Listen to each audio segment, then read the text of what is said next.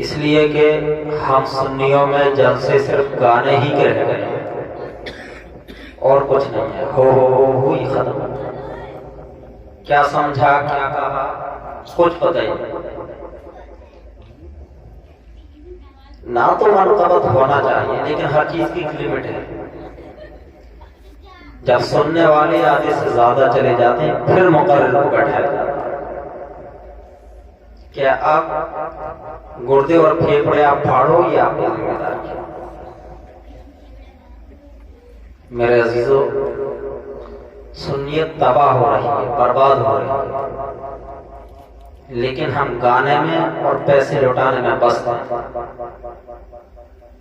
یہ محبت نہیں ہے، یہ سنیت پر ظلم ہے. سید صاحب قبلہ آل رسول اولاد رسول تشریف فرمائے. اگر گستاخی ہو تو میں معذرت چاہتا ہوں. حقیقت ہے یہ، پہلے بھی جلسے ہوتے تھے. ہمارے جلسے پہلے ایسے ہوتے تھے کہ اگر کوئی گناہگار ہوتا تو توبہ کر کے اٹھتا تھا. حضور غوث اعظم بھی جلسے فرماتے تھے. یہودی عیسائی کفار مشرکین اسلام کی دولت سے مالا مال ہو کر کے جاتے ہیں، اور آج کتنا ہی بڑا عالم بیٹھا ہو، یہ گویے کوئی قدر ہی نہیں. عوام نے ان کو سر پہ چڑھا رکھا ہے، بس گاتے جاؤ. عالم کون ہے، کیا ہے، آل رسول ہے، اولاد رسول ہے، مفتی ہے، کچھ بھی احساس نہیں. پبلک ان کی دلدادہ ہو گئی ہے. میرے عزیزو، یہی وجہ ہے کہ آج نہ تو ہم اپنے عقیدے محفوظ رکھ پا رہے ہیں، نہ ہمارے پاس ہمارے عمل باقی. اس لیے کہ جب ہم اپنے عقیدے کی، اپنے اعمال کے تعلق سے کچھ سنیں گے نہیں، سمجھیں گے نہیں، تو کیا ہمارے پاس بچا؟ ابھی آپ حضرات اتنی تعداد میں ہر کسی سے یہ بات معلوم کر لیجئے، ایمان کس کو کہتے ہیں؟ شاید کہ کوئی بتا پاتا. اس لیے کہ کبھی یہ سمجھا ہی نہیں جلسوں کا مطلب کیا ہے. یہ جلسے بھی ایک درسگاہ ہے، یہ جنرل درسگاہ ہے. اس میں بچے سے لے کر ضعیف تک سب کو پڑھایا جاتا ہے. لیکن اب پڑھانے والے جیسے ختم ہو گئے، اب گانے والے شروع ہو گئے. گویے آتے ہیں، گا کے چلے جاتے ہیں، بات ختم. کیا پبلک کو پیغام جاتا ہے؟ پہلے ہی نعتیں پڑھتے تھے. اور ایک بات اور سن لیجیے، آج جو نعت ہر ایک آتا ہے، چاہے تقریر کرنا ہے، وہ بھی کیا عادت کے مطابق نعت پڑھتا. تو عادت کے مطابق نعت پڑھنا ہی صرف اسٹیج پر نہیں، گھر کے گوشے پہ بیٹھ کر کے بھی نعت پڑھ سکتا ہے. نعت کا مطلب کیا ہے؟ نعت کا مطلب ہے آقا دو عالم صلی اللہ علیہ وسلم کی تعریف، نبی آخر الزمان صلی اللہ علیہ وسلم کی توصیف. یہ نعت کا مطلب ہے. نعت کا مطلب یہ نہیں ہے مائک پائے ہا ہا ہا، یہ نعت نہیں ہے. پورا قرآن آقا دو عالم صلی اللہ علیہ وسلم کی نعت ہے. ہر آیت میں میرے آقا کی تعریف ہے. پڑھیے قرآن. آپ پوچھئے ان گویوں سے کتنے دن ہو گئے ہیں قرآن پڑھے ہوئے، نہیں بتا پائے. میرے عزیزو، ان جلسوں کا طریقہ بدل. دوسرے لوگ کامیاب ہوتے چلے جا رہے ہیں، ہم صرف ہنسنے میں، گانے میں، بجانے میں مست. پوری دنیا ہم پر رو رہی ہے. فلسطین کے زندہ حالات آپ کے سامنے ہیں. 16,000 سے زائد بچے شہید ہو چکے ہیں وہاں. ہمیں ہوش نہیں ہے، ہم اپنا طرز، اپنا طریقہ نہیں بدل رہے ہیں، تیاری نہیں ہے. قیامت صغری فلسطین میں قائم ہے. کتنے لوگوں کے دل میں درد ہے ذرا بتائیں. کسی نے ذکر کیا اسٹیج پر؟ کیا وہ مسلمان نہیں؟ قرآن تو کہتا ہے انما المؤمنون اخوہ، مومن آپس میں بھائی بھائی ہیں. یہ گویے نہیں سن رہے ہیں فلسطین میں کیا ہو رہا ہے؟ ان گویوں نے کوئی پیغام نہیں دیا کہ فلسطین کے مسلمانوں کے لیے کم سے کم دعا ہی کر دی. کسی گویے نے دو الفاظ کہی فلسطین کے متعلق؟ کیوں نہیں کہی؟ قرآن تو کہہ رہا ہے ایمان والا اگر ہے چاہے وہ کہیں بھی رہتا ہے لیکن وہ دوسرے ایمان والے کا بھائی ہے۔ یہ کیسے ایمان والے تھے؟ 5-6 گواہی میرے سامنے سے گئے، کسی نے کیوں ذکر نہیں کیا وہاں کا؟ آقا دو عالم صلی اللہ علیہ وسلم نے فرمایا جہاں میری امت کے 40 افراد موجود ہوں اس میں کوئی نہ کوئی ایک ولی ضرور ہوتا ہے۔ ماشاءاللہ یہاں تو اولاد رسول تشریف فرمائے، آل رسول ہمارے درمیان موجود ہیں۔ دعا قبول ہوتی ہے جہاں 40 مسلمان موجود ہوں، اس میں کوئی نہ کوئی ایسا ہوتا ہے جس کے ذریعے اللہ دعا قبول فرماتا ہے۔ اپنے بھائیوں کے لیے کیوں دعا نہیں کی؟ فاقہ کشی ہو رہی ہے، وہاں پر پانی نہیں مل رہا ہے، احساس نہیں ہے، کیونکہ میں کھل کے کہنا چاہتا ہوں حقیقت یہ ہے گویوں کو مطلب صرف پیسہ کمانا کھینچنا ہے، اور عوام ایسی بھیڑ چال کا شکار ہے کہ بس پھینکنے سے مطلب ہے پیسہ۔ لیکن اگر کسی عوام سے یہ کہا جائے کہ جو مدرس صاحب جو امام صاحب آپ کی مسجد میں رہتے ہیں ان سے ہفتے میں یا مہینے میں 6-7 ٹکڑے کتنی بار مسافہ کرتے ہیں؟ نہیں کریں گے مسافہ۔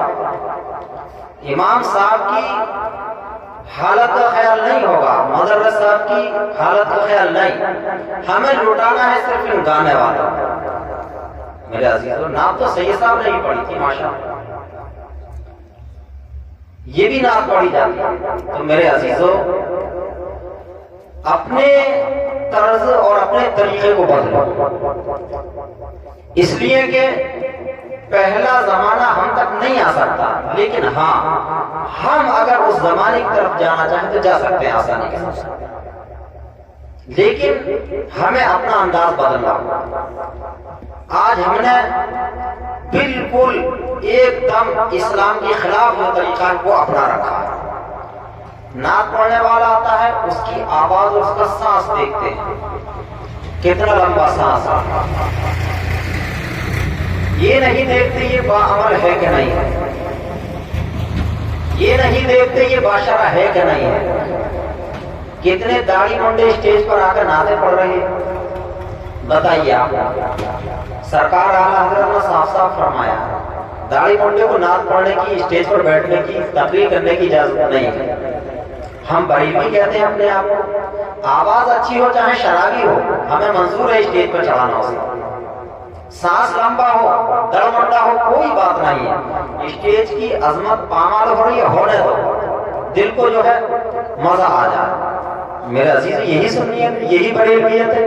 نہیں، یہ بریلویت نہیں ہے۔ سرکار اعلیٰ حضرت کی آپ تعریف اٹھائیں، لیکن ہم بالکل الگ ہیں۔ تقریر کرنے والا کوئی آتا ہے تو ہم دیکھتے ہیں چیختا کتنا ہے، ہمیں اپنے جلسوں کا ادب تک معلوم نہیں ہے۔ میرے عزیزو چیخنا کا نام تقریر نہیں ہے، خالی پیغام کا نام تقریر ہے۔ ہمارے جلسوں کا آج یہ طریقہ، اعلیٰ حضرت بھی جلسہ فرماتے تھے اپنے گھر پر، اعلیٰ حضرت ہر 11ویں شریف کو جلسہ کرتے تھے میرے عزیزو، لیکن اعلیٰ حضرت کے ادب کا مقام کیا تھا؟ آپ پورا جلسہ اس طرح بیٹھتے تھے، سماعت فرماتے تھے جس طرح نفل نماز ادا کرتے ہیں، نفل نماز پڑھتے ہیں اسی طرح اعلیٰ حضرت بیٹھتے تھے جلسہ سننے کے لیے۔ مکمل جلسہ جب تک نہیں ہو جاتا تھا تب تک آپ اسی حالت میں بیٹھے رہتے تھے۔ یہ ہے بریلویت، لیکن ہمیں دیکھنے نہیں ملتی۔ کیوں؟ کیونکہ ہم اپنے اسلاف اپنے بزرگان دین سے کوسوں دور ہوتے چلے جا رہے ہیں، اور سرکار اعلیٰ حضرت رحمۃ اللہ تعالی علیہ اس جلسے میں بڑھنے والی شیرنی کا اتنا اہتمام اور اس کی اتنی قدر، اس کی اتنی عزت کرتے تھے، تعظیم کرتے تھے کہ ایک مرتبہ تبرک بانٹنے والے نے، آپ لڈو بانٹواتے تھے تو لڈو کا ایک ریزہ زمین پر گر گیا۔ سرکار اعلیٰ حضرت اس طرح بیٹھے جس طرح نفل نماز میں بیٹھتے ہیں، دونوں ہاتھوں کو زمین پر ٹیکا جس طرح سجدے میں جاتے ہیں، اور زبان سے اس ریزے کو اٹھایا اور فرمائے سرکار غوث اعظم رضی اللہ تعالیٰ عنہ کی محفل کا تبرک ہے۔ بچے کو بولیں سبحان اللہ۔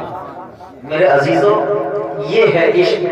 ہاں ہاں ہاں ہاں ہاں یہ عشق نہیں ہے، یہ جیبیں خالی کرانا ہے.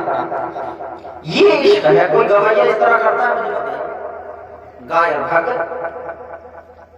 تو میرے عزیزوں ضروری ہے اپنا طریقہ بدلا جائے. ہمیں اس دور کی طرف جانا چاہیے جس دور میں ہمارے اسلاف کرام تھے، ہمارے بزرگان دین تھے. عزیزان ملت اسلامیہ قرآن یہی تو کہتا ہے.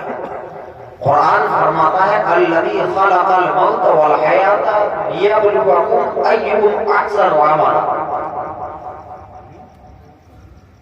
اللہ قادر مطلق ہے اور اللہ رب العزت کو سب کچھ معلوم ہے. میرا کون بندہ کیسا عمل کر رہا ہے، اور اس رب کو یہ بھی معلوم ہے کہ دنیا میں جانے کے بعد کون کیا کرے گا. اسی حساب سے اللہ نے اس کی تقدیر لکھی ہے. ہر انسان کی تقدیر اللہ رب العزت نے اسی حساب سے لکھی ہے جو دنیا میں آ کر کے وہ کرنے والا تھا. عزیزان ملت اسلامیہ اللہ رب العزت کو تو معلوم ہے یہ کیا کرے گا کیا نہیں کرے گا. تو اس کے باوجود اللہ رب العزت نے موت کو پیدا فرمایا، زندگی دی. وجہ کیا ہے؟ تو قرآن فرماتا ہے الذی خلق الموت والحیات لیبلوکم ایکم احسن عملا. اللہ نے موت کو اور زندگی کو اس لیے پیدا فرمایا تاکہ تمہاری جانچ پڑتال ہو جائے، آزمائش ہو جائے کہ تم میں اچھے عمل کرنے والے کون ہیں. میرے عزیزوں اس لیے اللہ رب العزت نے موت کو پیدا فرمایا، دنیا میں انسان کو بھیجا. آقا کریم صلی اللہ علیہ وسلم کی حدیث ہے الدنیا مزرع الآخرہ. دنیا آخرت کی کھیتی ہے. دنیا میں آپ جیسا بوئیں گے آخرت میں ویسا ہی کاٹیں. دنیا عمل کا گھر ہے، اس میں عمل کرنے چاہیے انسان، اچھے اچھے عمل کرنے چاہیے، نمازوں کی پابندی کرنی چاہیے. رمضان المبارک کا مہینہ آئے اگر کوئی شرعی عذر نہ ہو تو اس کو روزہ رکھنا چاہیے، غریبوں کی مدد کرنا چاہیے، یتیموں اور بیواؤں کا سہارا بننا چاہیے، پڑوسیوں کے حقوق کو ادا کرنا چاہیے. یہ سب کیا ہے؟ ماں باپ کی خدمت کرنا چاہیے. یہ سب اچھے اعمال ہیں میرے عزیزوں.